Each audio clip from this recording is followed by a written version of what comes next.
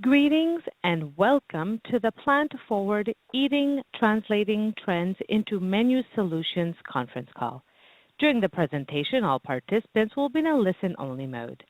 If at any time during the conference you need to reach an operator, please press *0. As a reminder, this conference is being recorded Tuesday, June 28, 2022. I would now like to turn the conference over to Allie Bush. Please go ahead. Hi, everyone, and welcome to today's webinar, Plant Forward Eating, Translating Trends into Menu Solutions. My name is Allie Bush, and I am an Associate Marketing Manager at General Mills, and I will be your host for the webinar today. This webinar is sponsored by General Mills Foodservice, providing the food people love away from home. We are proud to offer the quality products food service professionals rely on for consistent results in their own operations, as well as the beloved brands their customers know and trust. Today's webinar is supported by General Mills Bell Institute of Health and Nutrition.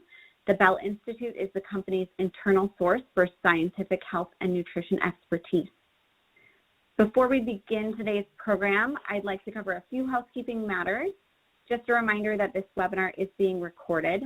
The recorded webinar, along with the presentation slides, will be available within a few weeks on generalmillscf.com. At the end of today's webinar, we will have a Q&A period. However, you may submit questions at any time during the webinar by using the chat feature located on the lower left-hand corner of your screen. After the webinar concludes, you will be asked to fill out a short survey and will receive an email with links to the slides and continuing education credit for certificates within a week. Finally, we will be playing a video in today's webinar. The audio for this video will come through your computer speakers. If you happen to be listening through a phone line, you will not be able to hear the video during the webinar, but you can access the recorded version of the webinar later to hear the audio. So with that, it's my pleasure to introduce our speakers. Our first speaker is Marie Moldy. Marie is a registered dietitian and trends analyst at Data Essential, with a strong background in food and business, holding a combined MBA and RD from Dominican University. Marie brings Data Essential a unique perspective and health-driven point of view.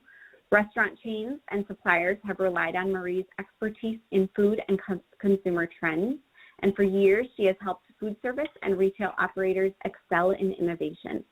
Marie is a food service ambassador for Produce for Better Health, has appeared on national TV programs on CBS and NBC for stories on the growth of plant-based eating, and is quoted by major media companies including BuzzFeed, The Washington Post, and The New York Times. Our second speaker is Chef Kevin Ralph. Chef Kevin is a corporate chef at General Mills and plays an instrumental role in working with hotel, lodging, and commercial restaurant consumers, sharing his passion for high-quality ingredients and techniques that keep menu items both simple and delicious. Chef Kevin comes from an extensive career in the hospitality industry, most recently working at Lifetime Healthy Way of Life, where he managed food service operations for the Premier Health Club's 130-plus restaurants. And also with us today is Chef Ted Osorio. Chef Kevin isn't able to make the live Q&A today, but Chef Ted will be with us during the Q&A to answer any culinary questions you may have. Chef Ted is a corporate chef at General Mills and has extensive experience in a variety of food service venues, with over 30 years of experience from large and small hotels, fine dining restaurants, and non-commercial business. He is a certified executive pastry chef and has a culinary degree from the Culinary Institute of America. And with that, I will turn it over to Marie. Excellent, thank you, and good afternoon, everyone. Thank you for joining us today. It's such a pleasure to be here, and I'm excited to kick off the webinar to share really what an important trend Plant Forward is right now and how to capitalize on this important trend and turn it into craveable menu solutions. So to tee things off today, let's take a look at how we eat in America today and our relationship to meat and to plants. So as we can see in this chart, and I don't think this is probably a surprise to most of us, but most Americans today identify as being meat eaters. So we eat all different types of animal proteins. You can see that's very clearly the largest chunk of consumers in this chart. But then if you look right below meat eaters, we see that group called Flexitarians. And I think most of us know this term, but I'll just share in case this is the first time you're hearing it. A flexitarian is not a person who fully eliminates meat from their diet, but it's a person who really looks to limit meat. So maybe you're having a meal with 2 ounces of animal protein instead of your typical 6, or maybe you're choosing to have a meat-free day once a week or a few times a week. So flexitarian, that type of eating style, is right behind meat eaters. It's about 1 in 5, just over 1 in 5 Americans today are leading that type of a meat-limiting lifestyle, if you will.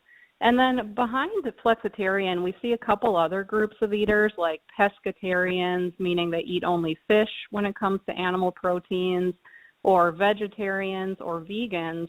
Those are small chunks of the population, so 2 or 3% of people. But when you add up those groups of the flexitarians, the vegetarians, et cetera, it comes to 29% of us are looking to limit meat in some way in our diets today.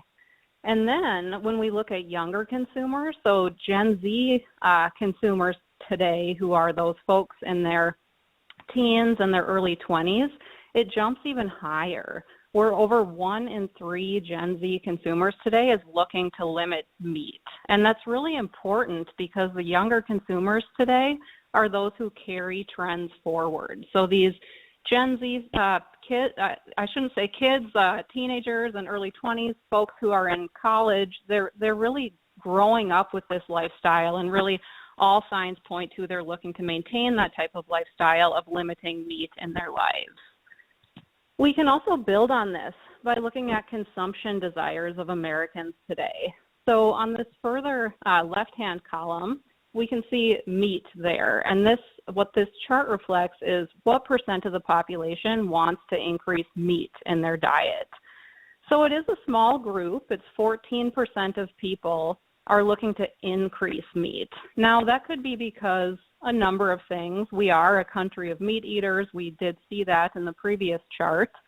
We also find protein to be such an important macronutrient that consumers look for today. So there are a small group of consumers who are looking to actually increase meat in their diets. But that is down from last year, a 6% drop just from 2021. And then we can see a small group is also looking to increase protein or looking to increase fish and seafood. But in these green bars, this is really showing the true interest of what people want to increase today when it comes to their diet. And we can see that it's mostly plant-based foods. So especially vegetables and fruits, and these numbers shoot even higher if we look exclusively at younger consumers like Gen Z and millennials.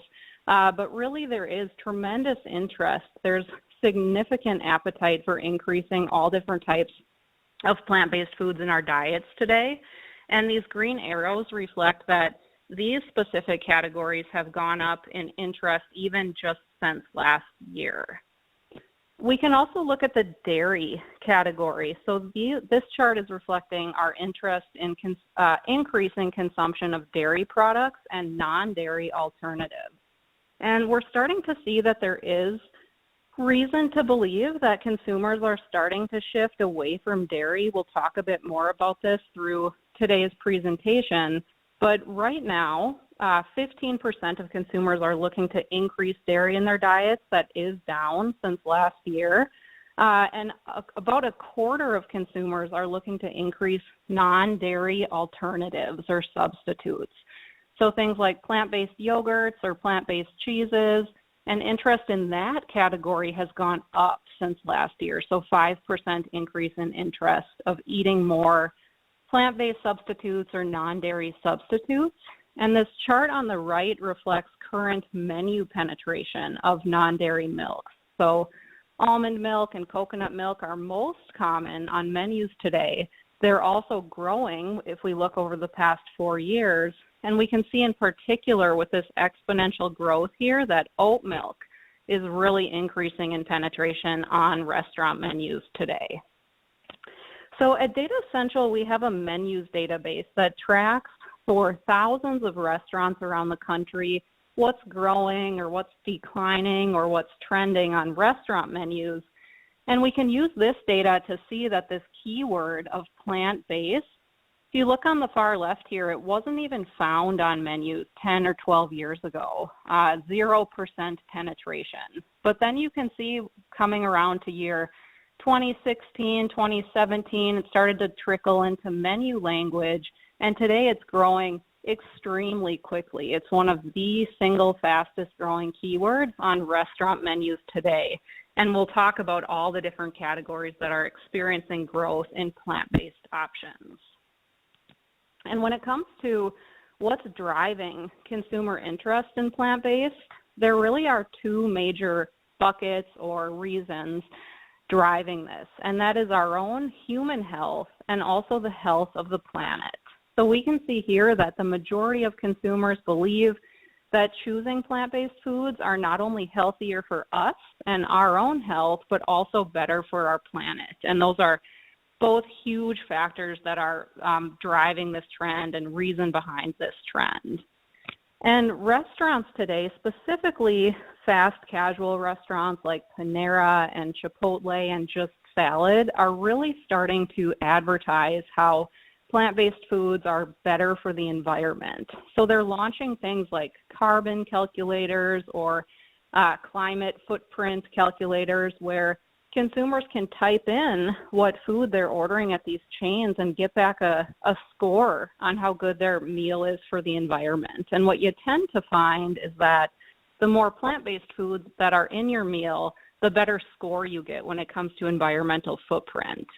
And this is pretty obvious. This is a screenshot from Just Salad. So a consumer walks into the restaurant here and they're starting to see language like this, like your food choices can help the planet. Your environmental choices are implicated in what you're choosing at restaurants and this opportunity to eat with purpose. Just Salad has this option to even bring a reusable bowl into their restaurants to take your environmental aspect of your eating occasion even further, thinking about packaging. And although consumers, it's not easy necessarily for most of us to do something like maybe start driving an electric car or stop using plastics entirely or something like that.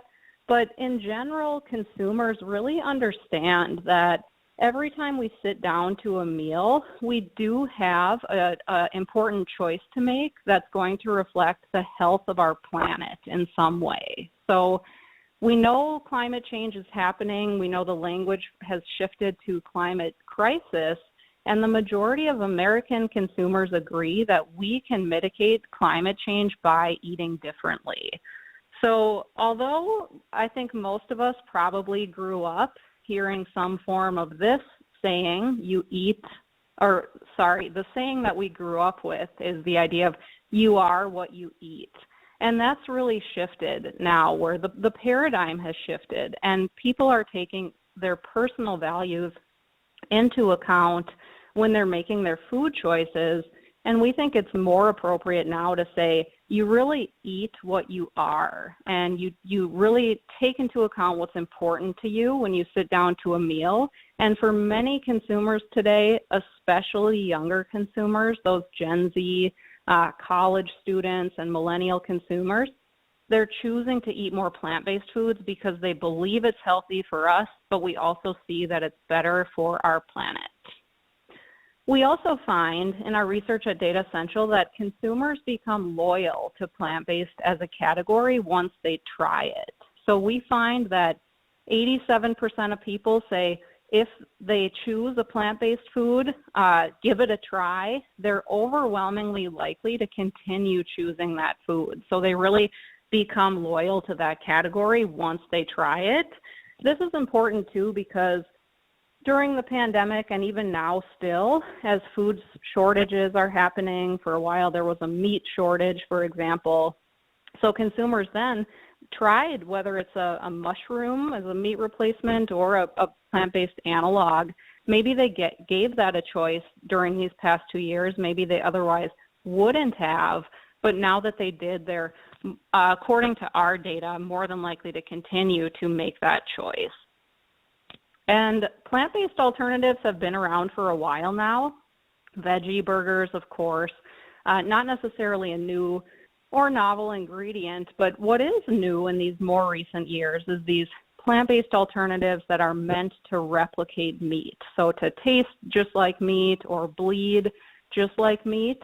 And today we find that the majority of us have tried at least one type of those. So 71% of Americans today have tried one of those meat alternatives. Here's a couple examples. So these 4 examples all come from national restaurant chain launches. If you look at this bold yellow score, that comes from consumer ratings for the product, where we say that above 70 is a good score for the item and above 90 is a great score.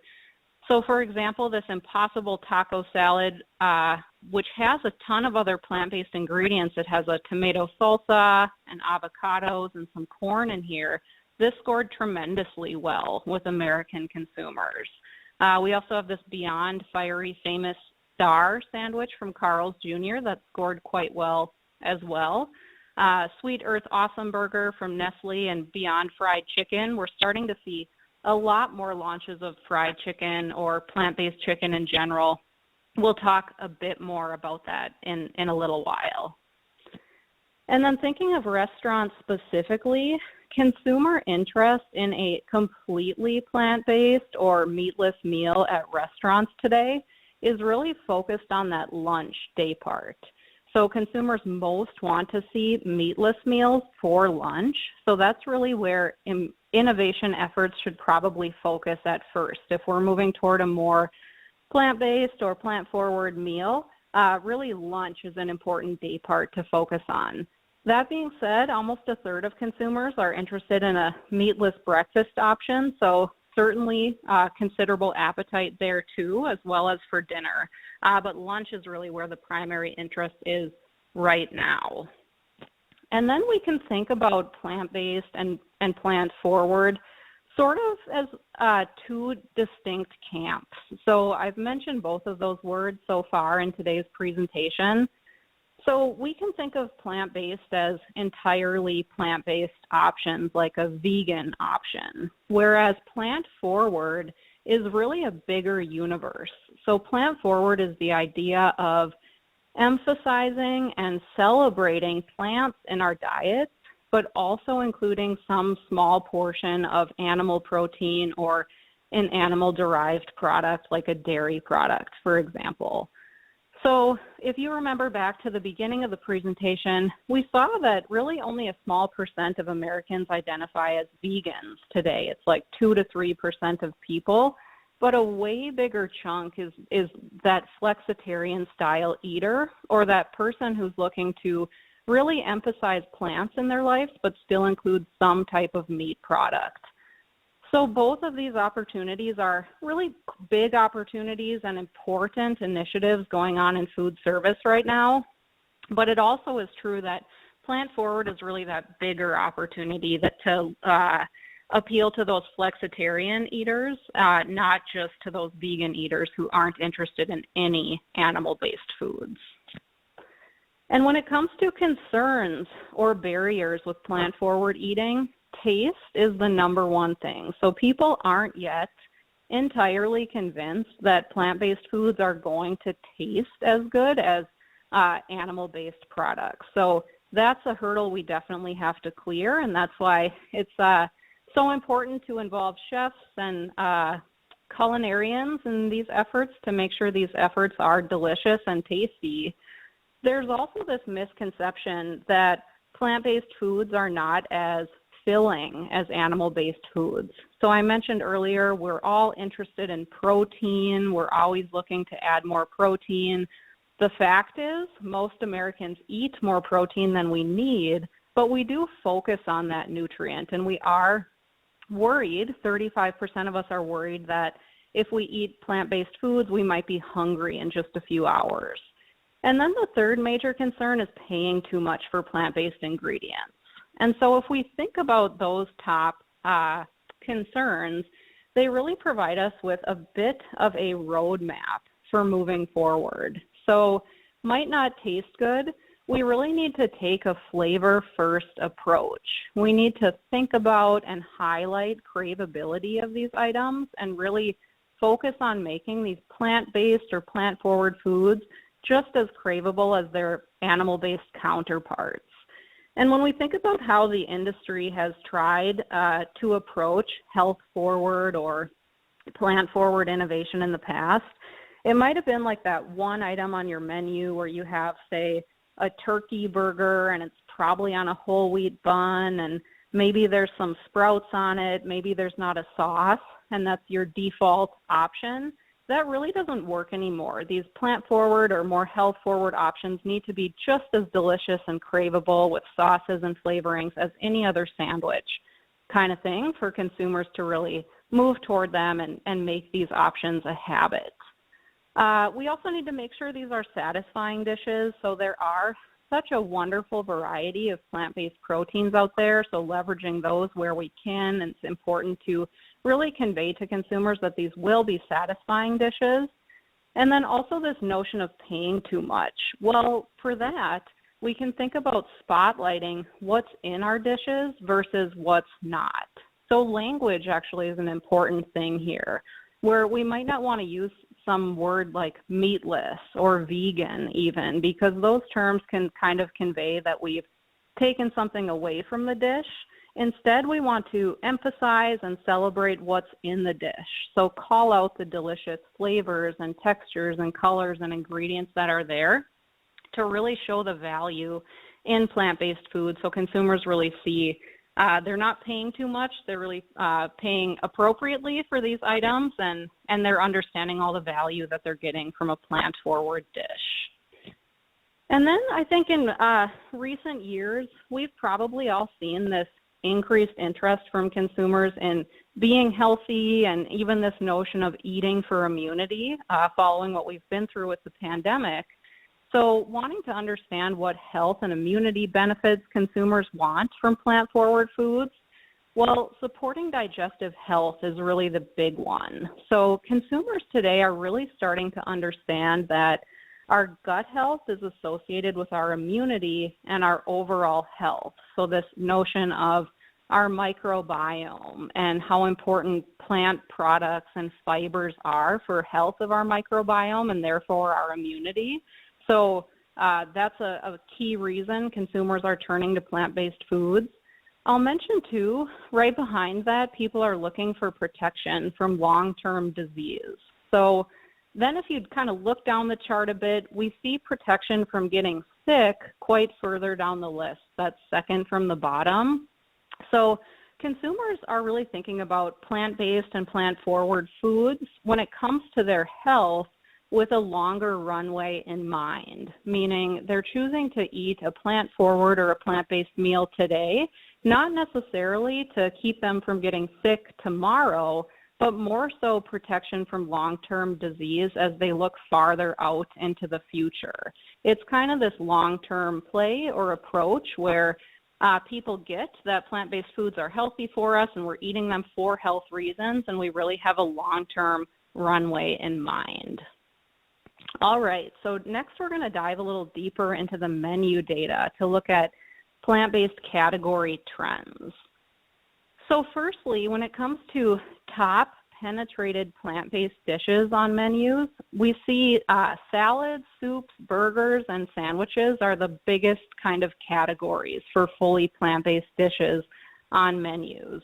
When it comes to what's trending, if you look at this column on the far right, we see things like bowls and tacos really trending on menus, burgers as well. And then if we look at individual trending plant-based dishes, cauliflower really pops. So I think in recent years, we've all seen the growth of cauliflower, whether it's a pizza crust or you name it, really. So buffalo cauliflower and cauliflower wings are growing on menus, as well as a couple global dishes. So poke, which comes from Hawaii, or cacio e pepe, which is a pasta dish from Italy. Those are all trending with plant-based applications as well.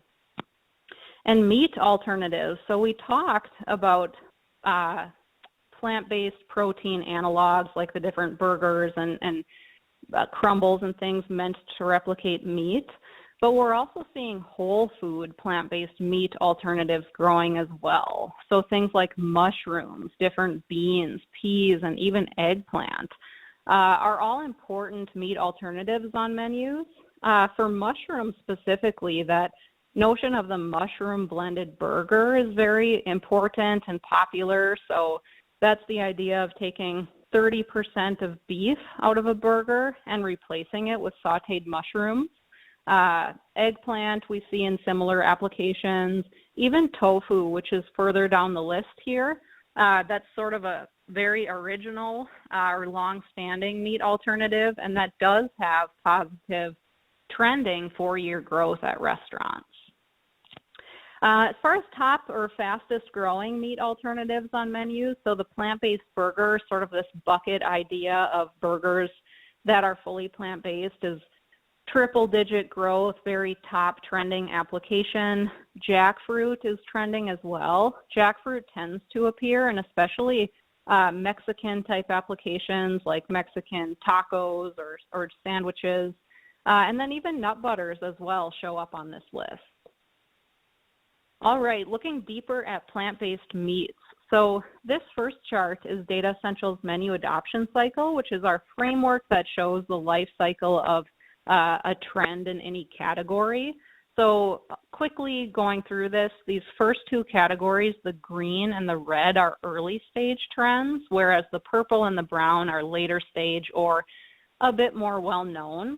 So what's really early stage with plant-based protein analogs today are ground applications like a ground pork or a chicken. We're also seeing more shellfish and seafood plant-based options appear these days. And then what's more common is certainly sausages in various forms, different burgers, and then chicken applications have become quite common when it comes to plant-based proteins. Top formats for plant-based meats on menus, so burgers, patties, roasts, and meatballs are top penetrated on restaurant menus, but plant-based chicken is really what's growing very fast, triple-digit growth in plant-based chicken. Crumbles, soy chorizo, and roasts also have positive 4-year growth. And Gen Z in particular is very optimistic about the notion of plant-based meats. So over half of that generation believes that plant-based meats can taste better than traditional meats, and that is higher than the general population. All right, so looking next at non-dairy. So first we'll start with the non-dairy menu adoption cycle. So we can see just looking at this that most non-dairy alternatives are in that inception stage right now. So things like pea milk, quinoa milk, even barley milk, you see early stage. What's later stage with plant-based dairy applications are ice creams, almond milk, coconut milk, and soy milk. And Gen Z, again, we saw they're optimistic about non-dairy alternatives, and it's really interesting. 41% of that generation says they drink alternative milks daily or weekly, and about the same percent of them say they rarely or never drink traditional milk. So there's really been a shift happening in just that one generation. These are the top non-dairy milks on menus. So almond milk and coconut milk are top penetrated, but oat milk is the fastest growing. This is consumer sentiment for non-dairy milk. So almond milk sort of wins right now across all the metrics with consumers. So do they know it? Have they tried it? How much do they like it? But coconut milk and this general bucket of plant-based milk fall right behind almond milk. When it comes to non-dairy cheeses, nutritional yeast, which is often used in like a cashew cheese or a nut-based cheese, is growing. Vegan cheese and soy cheese are all also either found on menus today or trending on menus.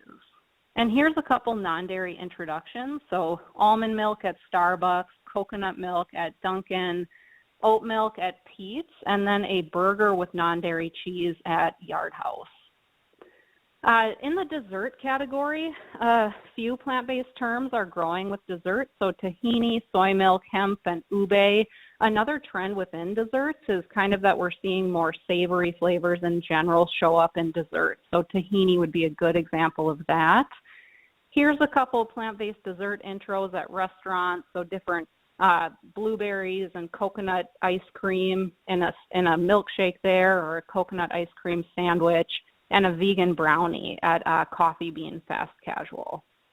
In breakfast, and Chef Kevin's going to show us a couple breakfast ideas, plant-based as an overall term is the fastest growing term on breakfast menus at restaurants today, followed by dairy-free.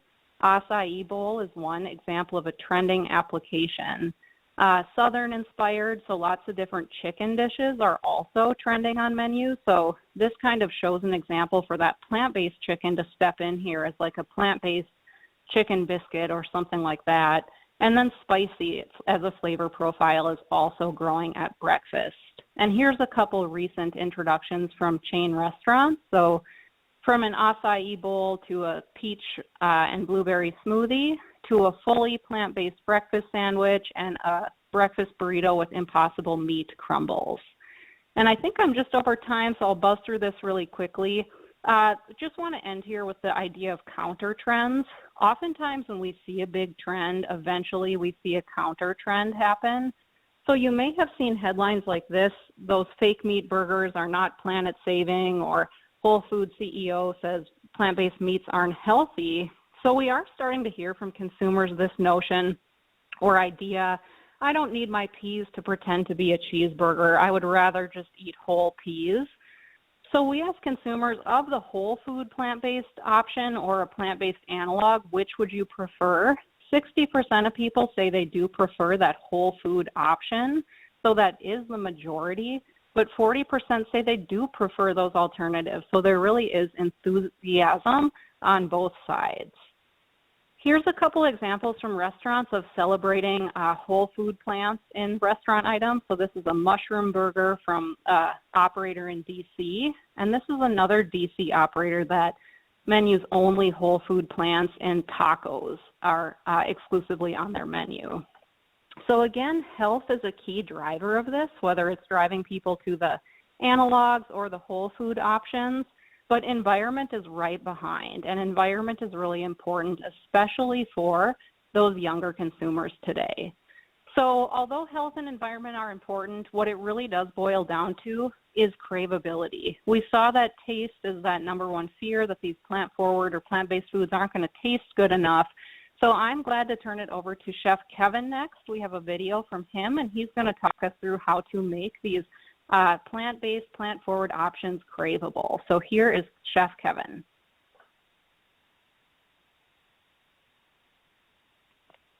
Thank you so much, Marie. Really enjoyed your presentation, and hopefully I can shed some great real-life examples for our operators out there who might need a little help, a little inspiration, some cool ideas for their menus.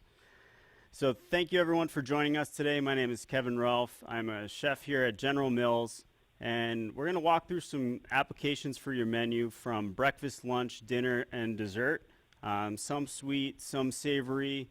Really the goal here is just to help inspire or give some ideas where you might be able to apply them to your menu, either using ingredients in-house already or just bringing in a couple ancillary ingredients. So thank you again, and why don't we get started?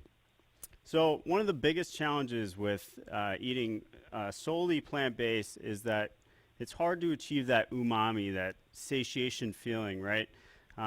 So in order to provide that to your guests, I've come up with a few different key ingredients that will help give that umami. One being eggplant, sun-dried tomatoes, portobello mushrooms, and tahini. These are all ingredients that work really well and give that satiation feeling. But another key component of eating plant-based is how do you get enough protein? So a lot of the dishes that we have here today incorporate different types of protein, mostly from whole ingredients, which is the best part, I think.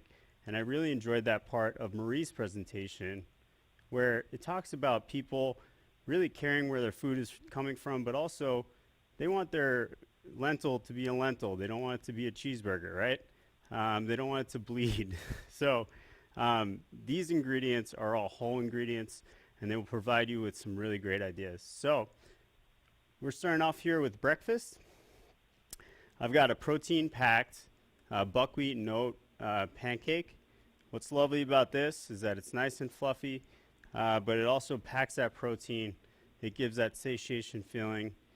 Just garnished with a little bit of toasted almonds for a little extra protein, some texture contrast, some bananas and blueberries. Right behind that, or that same batter can also be applied as a waffle, which works really well. And then right behind that, some protein-packed smoothies. We've got a pineapple spinach and an acai berry with some avocado and banana, which also this base can be used as a smoothie bowl. So right up front, smoothie bowl, antioxidants, rich in protein. We've got the base on the bottom, some berries, kiwi, coconut, bananas, a little granola and avocado. Really works really well in the summer as a frozen bowl. You could prep them ahead of time, put them in the freezer, and then just garnish them to order. It works really well. Headed into the breakfast sandwich that we've got. So I took some eggplant, roasted it very simply with some olive oil, salt, and pepper. And that's going to be the main part of the breakfast sandwich. I took our biscuit, dipped it in a little water, a little bit of Italian seasoning. And then on that sandwich is some sun-dried tomatoes and some pesto. So really hitting those umami notes, especially with that roasted eggplant. It does the trick really well. If you haven't tried it for yourself, you really should. It's really good. Serve that with a little bit of sweet potato fries, home fries. And that also provides that umami. And not to mention the extreme amount of nutrients that is packed into sweet potatoes. From there, we're going to go into some appetizer ideas. Right in the back here is a spinach artichoke dip. I love this dish. We took our dairy-free coconut yogurt alternative, and that just basically melts into this hot spinach dip as you're making it. That's what I love about that product that we offer. That's combined with, obviously, spinach, artichoke, but to provide that umami, we use nutritional yeast in there, which is basically like a yellow flaky stuff that it has that umami to it. So it works really well, almost like an additional like cheese almost. If you haven't had it, give it a shot. Cooks up really well. Sprinkle it on some popcorn to taste. Really, really good. Right next to that, we've got a roasted eggplant hummus. Again, that eggplant with the umami, the chickpeas with the protein. Really nice appetizer dip. Right up front, it's, on Marie's presentation, you see it. It's one of the top items that's trending is a buffalo cauliflower. So cauliflower, simply deep fried. Our vegan ranch, which we make with that dairy-free coconut yogurt alternative. And then some vegan buffalo sauce. Headed over some lunch ideas for main entrees. Right up front, I've got a burrito with some portobello mushrooms that I cook with some chipotle peppers. Toss that with a rice and bean combination to add that extra power of protein to give you that complete protein. Some roasted corn, a little bit of chimichurri and chipotle salsa on the side. Really nice burrito combo. Right behind that, for a burger, we did a pretzel bun with a tahini sauce and a roasted eggplant as the base. I took some steak seasoning to provide that familiar flavor, and that's the main thing. Just basically slice the eggplant in the middle, olive oil, steak seasoning, roast it very simply. Some pickled onions, lettuce, tomato, pickles, and you're good to go.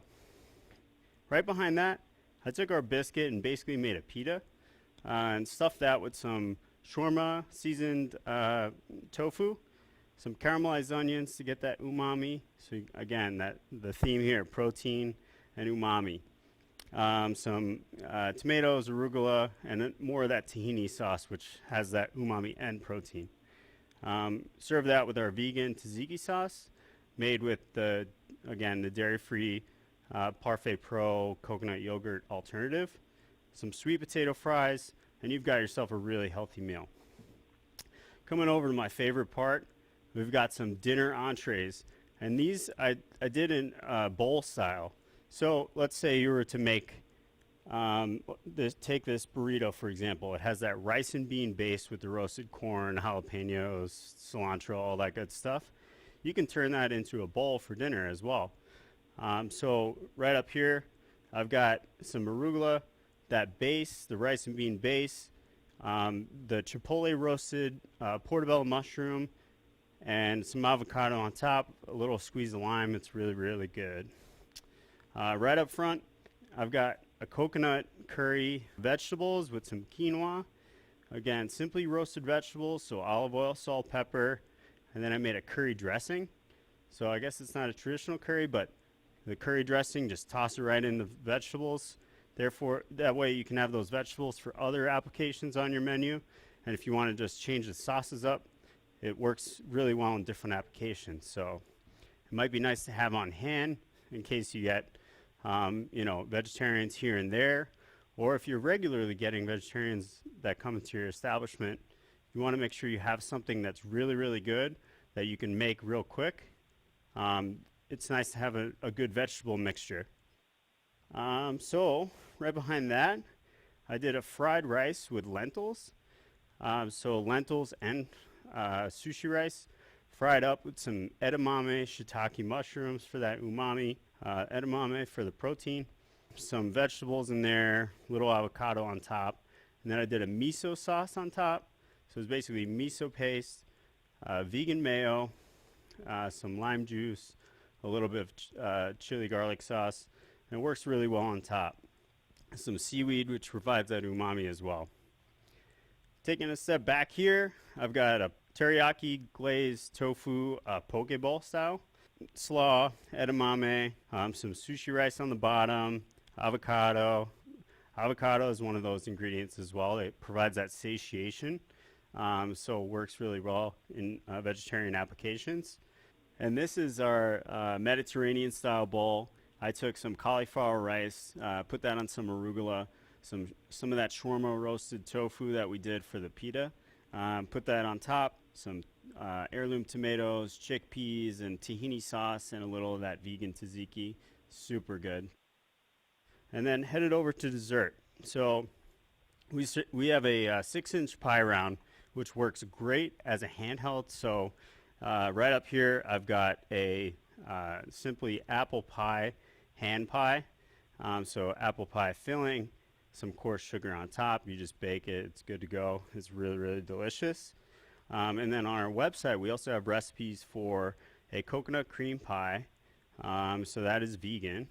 And then right behind that, a coconut panna cotta, which is also good to go. So delicious. Thank you so much for joining us. I hope these ideas help bring some light into the possibilities in the vegetarian cooking space.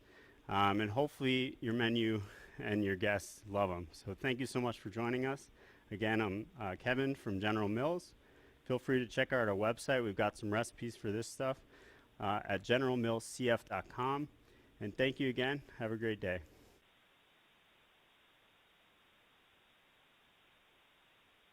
All right. Thank you so much, Marie and Kevin. Now we can begin our Q&A. And as a reminder, for those of you who are or who would still like to submit a question, please use that chat feature located in the lower left-hand corner of your screen. It looks like the first question is coming through from Sonia, and it looks like it's a question for Marie. So Marie, do we know if more people are becoming vegetarian due to health health reasons, such as social and environmental impacts, or just because animal proteins are so expensive? Yeah, thank you for the question, Sonia. And the answer really is, it's a combination of all of those. So what we can say from our research is that health tends to be the #1 reason that people are moving toward more plant-forward or plant-based options. environment and social issues are usually right behind that. And then we are hearing more, especially lately, about how their plant-forward, plant-based options are also appealing because they do tend to be lower cost than animal-based products. So certainly a combination, but fair to say health and what impacts us personally, our personal health, is usually that number one motivator. Great, thank you. And I see several questions here asking for Chef Kevin's recipes. I do have another slide just with additional resources where we do have several of Chef Kevin's recipes linked. I don't know about all of you, but I did not eat lunch, so I am craving some of Chef Kevin's recipes currently. We do have several questions that didn't flow through just on the Q&A, so I'll add just 2 questions that we had come through offline. But again, if anyone has any additional questions, please add them. So we have one for Chef Ted. Chef Ted, what suggestions do you have for incorporating more plant-forward menu items when customers prefer more traditional sources of protein? So what are some of those easy ways that we can add in more plant-forward menu items? Yes, thank you for that question, and thanks for giving me the opportunity to be on here. A couple of things you could do. One of the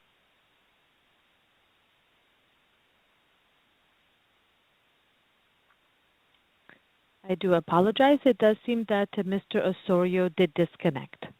I will try to get him back as soon as possible. No problem. We'll jump into the next question. So it looks like there's a question here from Angela. When you are coming up with plant-based products or recipes, how much do you take into consideration the environmental impact of the ingredients you choose? And what are the top things you think about when deciding on plant-based products? I don't know, Marie, if you have any kind of thoughts on that from your perspective as we wait for Chef Ted. Yeah, I guess I could speak to the top things you consider. I think a good roadmap for that would be those top concerns that we saw that consumers have about plant-forward eating. Taste, across all of our research and all of our surveys, taste is always people's number one concern. It's that idea that taste is always king. Something has to be delicious and taste great for us to want to eat it. So really focusing on taste and the item being delicious is really, I think, our key consideration. Another thing that's specific to plant-based innovation is that idea of satiety, where we have a misconception as a population that animal-based proteins are better for us or more filling, keep us full longer.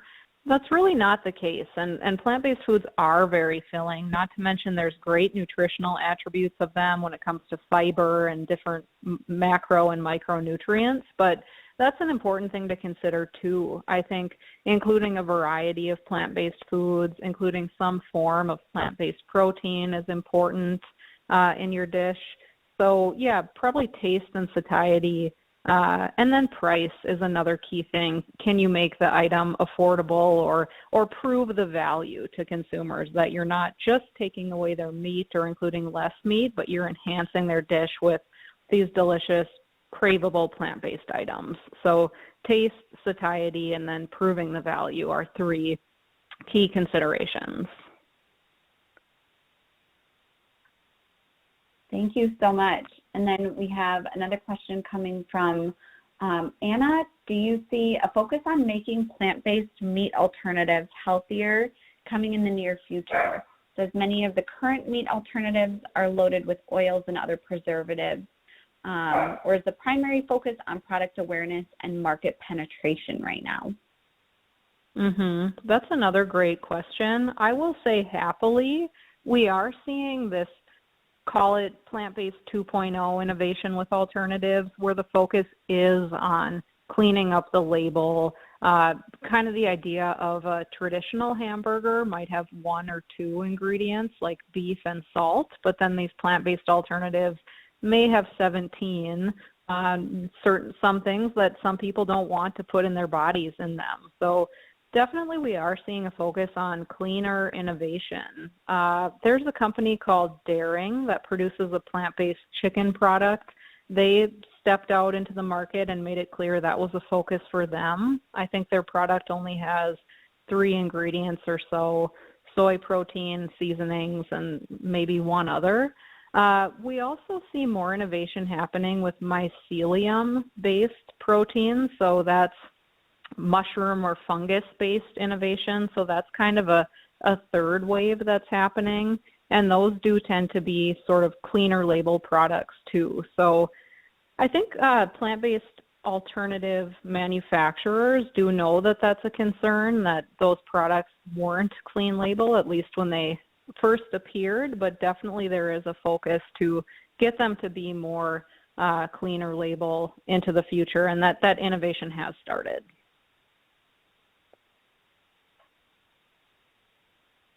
Perfect. And then we have several questions coming in now, actually. One from Melissa, and this may be a question for both Chef Ted and Marie, but what are the top 2 points you can use to convince customers to try plant-based foods? She notes that she works in a small hospital cafeteria. So what are 2 points or 2 ways to help convince customers? I wonder, is Chef back, or should I take this one first? Yeah, maybe we'll have you take it, Marie, to start. Sure. Okay.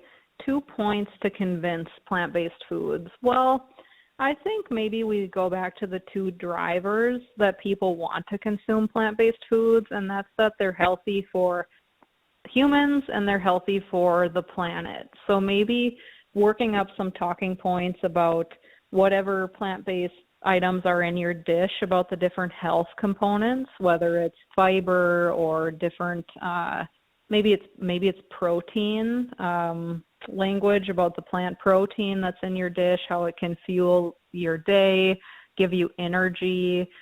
We know people really look to foods also for a lot of functional benefits these days. So you could include something like, this is great for gut health. We saw that that's a driver for consumers these days.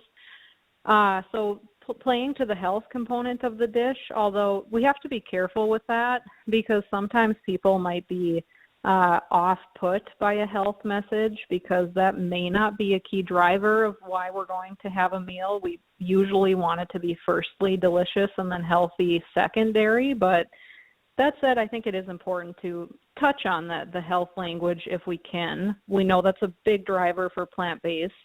And then the environment. So we saw in the presentation today that a lot of restaurant chains are starting to show carbon calculators or climate footprints. Chipotle has one where they'll tell you things like gallons of water saved or antibiotics avoided or things like that with your meal selected at their restaurant.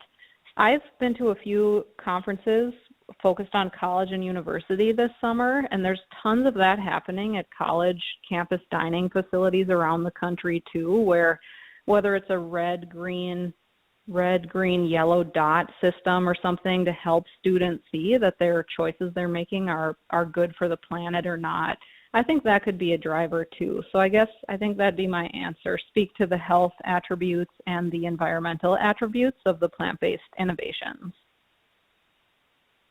Yes, and hi, Chef Ted here again. Sorry for the drop off. See, I didn't have I had an internet drop off within the building that I'm in.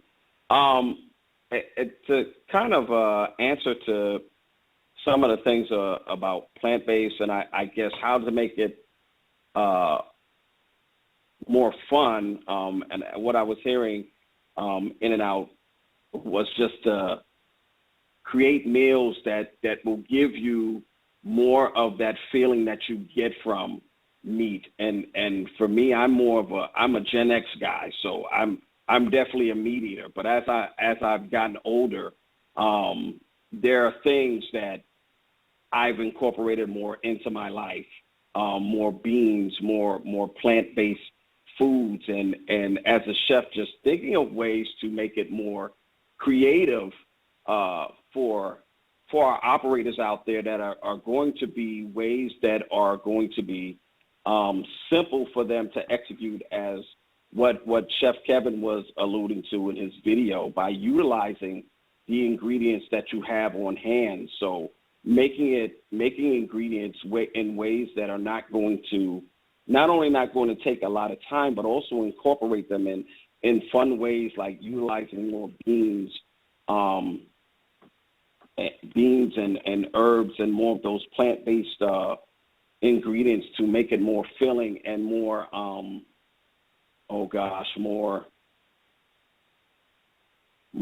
more fun for folks to want to enjoy their meals with plant-based meals for your staff, so you're not overextending your operators out there.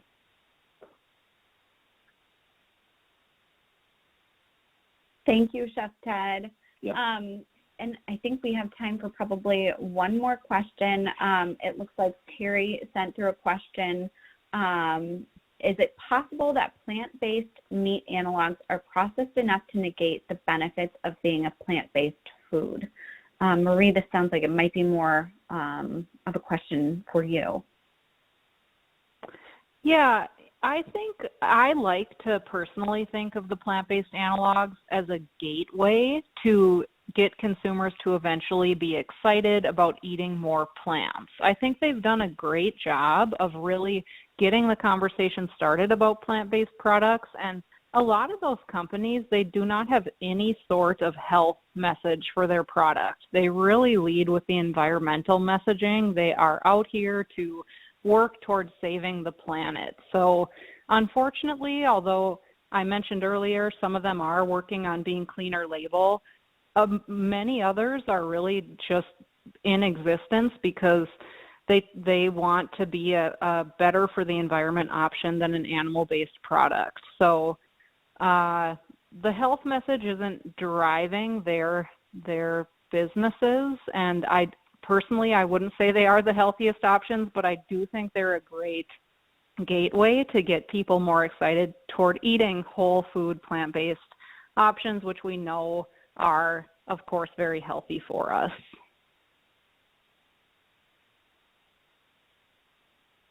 Thank you both so much.